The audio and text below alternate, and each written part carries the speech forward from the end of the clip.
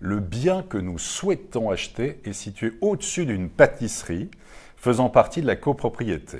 Est-il possible de spécifier dans le règlement de copropriété l'affectation de ce commerce afin de ne pas nous retrouver dans un an avec un bar ou un restaurant, ce qui pourrait évidemment être source de nuisances? La question est intéressante parce que c'est vrai que dans les grandes villes, on retrouve toujours cette problématique. Le principe dans un appartement, c'est qu'on achète dans une copropriété et le contrat qui est passé entre tous les copropriétaires, c'est le règlement de copropriété.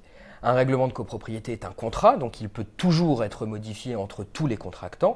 Par définition, dans une copropriété en assemblée générale, par conséquent, il est possible de modifier le règlement de copropriété pour y interdire certaines activités à partir du moment où cette modification n'entraîne pas de choses illégales par rapport à la loi et n'entraîne pas un changement de destination ou ne contrevient pas aux droits des copropriétaires. Mais là, Claire a raison d'anticiper, en tout cas, de se demander effectivement si ça peut évoluer, si cette pâtisserie peut devenir un restaurant d'ici un an. Il faut qu'elle le demande tout de suite. Elle peut effectivement demander à l'Assemblée générale que ce sujet soit porté à l'ordre du jour, de manière à ce que ce soit voté. En revanche, et malheureusement pour Claire, la décision n'est pas si simple, puisque tout changement de destination nécessite l'unanimité en Assemblée générale des copropriétaires, et que par définition, si cette modification doit être portée au règlement de copropriété, il va falloir faire quand même un petit peu de lobbying auprès des autres copropriétaires pour être certaine d'avoir un vote favorable en Assemblée générale des copropriétaires. Mais donc, ça veut dire aussi, Claire, qu'elle prend un risque en l'achetant parce qu'elle n'est pas sûre du tout, justement, que ce soit voté ensuite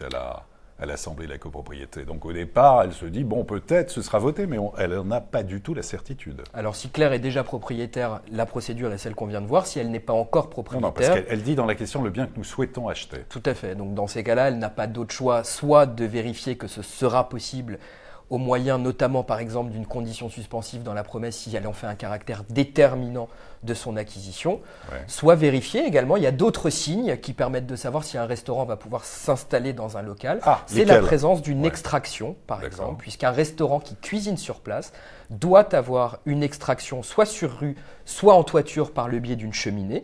Et dans ces cas-là, si une extraction existe, on sait qu'a priori un restaurant peut potentiellement s'y installer beaucoup plus facilement que tout autre commerce dans cet immeuble. D'accord, très bien. Merci en tout cas Claire, voilà les bons conseils de Maître Noblinski. Très bien.